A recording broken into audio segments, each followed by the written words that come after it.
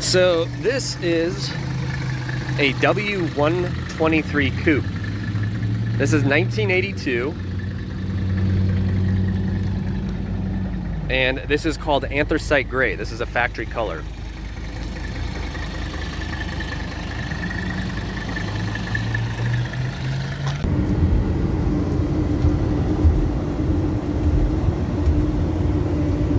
What is up, everybody? So today I am driving another Benz. This one is my beloved 82 300 CD. So this is a turbo diesel coupe, and you don't see a lot of these, especially in the turbo form. This one's a 1982.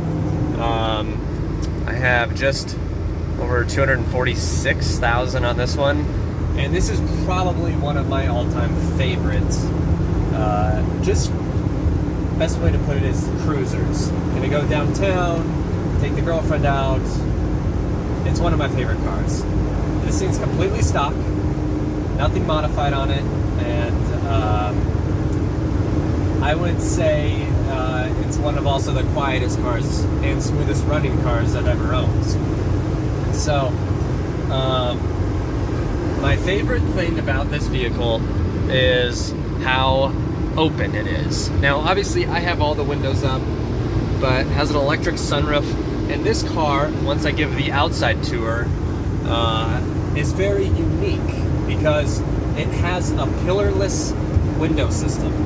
Now, you probably can't see right here, but it's essentially has no pillars. So when I roll all the windows down and have the sunroof open, it almost feels like a convertible style car. And with all the windows down, these look really good. Now, this is a US car, so unfortunately it has the giant ass bumpers. They call them diving boards. And I was gonna do the Euro spec bumpers on this, but I just haven't had that chance yet. Amazingly, I had bought this car sight unseen in Florida. My girlfriend and I flew down and literally bought this thing sight unseen and drove it 2,300 miles home. So, if that says something about these cars, well, I don't know what else could. Reliability is the best way to categorize this car. They're the most incredible cars. Now, you've seen I've posted several videos of my turbo diesel wagon, and I'll actually do an in-depth video of that specific car. That is what essentially got me hooked on these W123s. But I've always had a soft spot for the coupes. You know, in Europe you'll see some that are lowered and they just look really good. And I haven't had a good luck at finding one. It took me about a year to find this one. Got it for an amazing price. And it took us all the way home from Florida without a single issue. Now, I don't know how many cars from 1982 that you can say that, driving it all the way across country and have not a single issue with it. So, as you can see, this one drives beautifully on the highway. That's my favorite part about these cars, is they literally are the smoothest driving car on the highway. They're effortless. The original air conditioning, this is real wood. I'm not kidding, it's all wood. And the interior actually is really nice. I'll give a better tour when we're actually stopped and I'm not doing 81 miles an hour down the highway, but I wanted to give a good perspective of what this is like on the highway. I absolutely love the coupes. The legroom is great, and well, I just think, honestly, you don't see a lot of them. None of my friends own one, and we're all big Mercedes diesel guys, but this one is very well taken care of. It unfortunately sat outside for, I think, the last half of its life. I should say last half, but towards the end. So, I mean, there are some sun fadings. But amazingly, the dash has no cracks in it. So, it's a very cool car. And I'll do a good walk around with it, and so you kind of get a good idea of what it's like. And the air conditioning still works, which is unbelievable. All this works except my tachometer. That's the only thing. Sometimes when you hit a bump, it'll bounce back up. But and this one is the turbo inline 5 diesel. So, you know, most of these that I've seen when I was looking for them were the non-turbo, which I think at sea level wouldn't be that big of a deal. Then again, I owned a 240D that had like 70 horsepower, if that. So, and I got around just fine with it.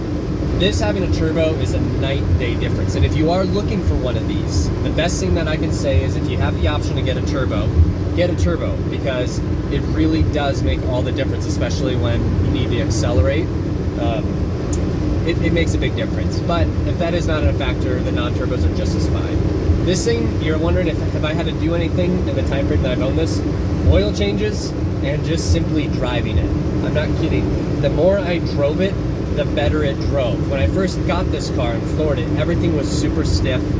You know, it was running and driving, but it wasn't super happy. And I kid you not, the more miles we put on it, it seemed like every 200 miles we put on it, it smoothed out. You could tell the car was happy and it was being used again. And it starts right up. And this thing's been completely headache free. So I just wanted you to get a great perspective of what these are like to cruise down the highway on. And they really drive like a Mercedes-Benz should drive. Now, another question I get asked often is this different from my wagon? Surprisingly not. And what's also, give me 1 second, I actually gotta take this exit, holy cow. And the brakes work. Surprisingly not. This thing does not drive much different than my wagon. Hilariously, my wagon is very fast. I think is actually significantly faster than this because it's an 85, so it has a different torque converter. It's got a 2500 RPM torque converter. It's also geared differently. The wagon is actually surprisingly quick for diesel. But another factor that I found was very funny is when we put this next to my wagon, they were relatively the same length. Now, when I was looking for a coupe, I'm like, oh, it's like a mini version of my diesel wagon. Not so much. The coupes are pretty big. They're very big, and when I do a walk around with it, you'll see what I mean. They're kind of big. But they're also very easy to drive. They're easy to park. The peripheral view of these is much better than my wagon. The coupe is probably the preferred choice of car for my girlfriend, and she loves driving this thing. So, and you know, the acceleration, you know, we're doing 60 right now, and I'm getting in the throttle, and you can see, I mean, she obviously gets up to speed pretty darn quick. You wouldn't really expect that out of an old diesel. They're great overall cars. I absolutely love these. Now, faults that you're going to find if you are looking for them, they do rust. This does have a couple of rust spots. It's inevitable with these older cars. Water gets trapped in certain areas and it just pools. Rust, and I would say rubber seals. Now, mechanically, they're pretty bulletproof, but you do have to look for some things. If the oil was not changed very often, hard starting is an issue, and it'll smoke a lot. Injectors are common to go out of these, and glow plugs. But it's pretty hard, as they say, to kill an old OM617, and that couldn't be more true with this. This sat for nearly 7 years, completely dormant on the side of this guy's yard. And he got it running, but he didn't really do much. And I'm pretty sure the diesel that was in it was the same diesel that I dealt with halfway through this trip. So it ran, and it got me home. So that says a lot about these cars. And I think the point being made is there's nothing that I have found yet that has the build quality or the reliability as these old W123 cars. There just isn't. And I don't know if there ever will be something that comes into that factor. I'll do a quick walk around with it, and so you get a good idea, and see if a coupe is your forte.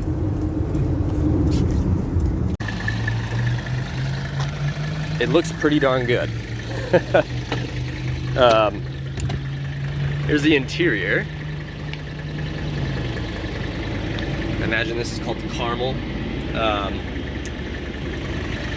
But for being an 82, she looks pretty good. Obviously, these things usually suffer rot and, you know, leather seats wear, but all the windows still work, which is amazing.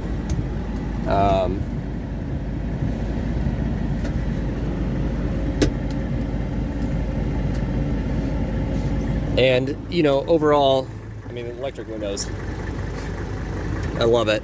And it still has a working sunroof. How crazy is that? That's electric. Now a lot of people are probably like, oh my god, don't use the electric sunroof. Well, it came with the car, I'm probably gonna use it. So, but what I mean by pillarless is literally there's no pillar. How cool is that? I don't know, I think it's actually pretty cool, but yeah, so if you are looking for one of these, they're incredible engines. I'll show you the engine itself. This is identical to my, just give me 1 second. I want to break that tab. Absolutely remarkable engines. It's called the OM617, the 5-cylinder. These are the injectors. This is the diesel pump. This one is the turbo version. Turbo's right underneath there, but they're just absolutely fantastic cars.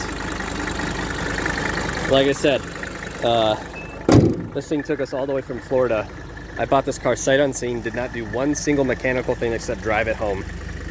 And it will surely be one of my favorite road trip cars. Thank you for watching. Hit that subscribe button, that like button. I'm gonna do some more videos on my other classic cars.